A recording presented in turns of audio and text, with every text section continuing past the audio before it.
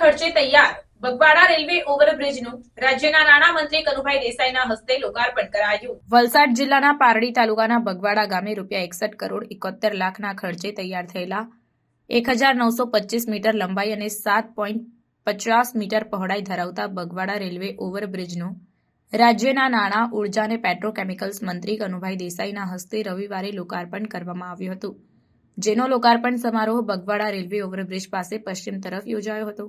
આ બ્રિજ જાહેર જનતા માટે ખુલ્લો મુકાતા અંદાજે 1.5 લાખની પ્રજાને ફાયદો થશે। આ બ્રિજના લોકાર્પણ સમારોહ પ્રસંગે રાજ્યના નાણામંત્રી કનુભાઈ દેસાઈએ જણાવ્યું કે આ બ્રિજ ખુલ્લો મુકાતા વાહન વ્યવહાર એકદમ સરળ રીતે કરી શકીશું, જે બદલ વડાપ્રધાન મોદીજીનો આભાર માનીએ છીએ। સમગ્ર ભારતમાં ગુજરાતમાં સૌથી વધુ ઓવરબ્રિજ બન્યા છે। કેન્દ્ર અને રાજ્ય સરકાર સાથે મળી સુંદર કામગીરી કરી રહી છે। કેન્દ્રમાં નરેન્દ્રભાઈ મોદી અને રાજ્યમાં ભૂપેન્દ્રભાઈની રાહબરી હેઠળ વિકાસના કામો પૂરજોશમાં ચાલી રહ્યા છે।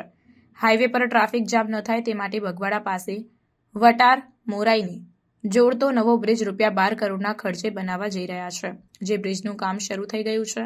આવતી દિવાળી પર લોકાર્પણ થાય તે મુજબની ગણતરી છે। સાથે જ સલવાવને અંબાજ સાથે જોડતા બ્રિજનું કામ પણ શરૂ થઈ ગયું છે। સરકાર પ્રજાલક્ષી વિકાસના કામો કરી રહી છે, ત્યારે આપણે પણ સહકાર આપીએ અને સારામાં સારી ગુણવત્તાના કામો થાય તેવું ધ્યાન રાખીને સૂચન આપ્યું હતું।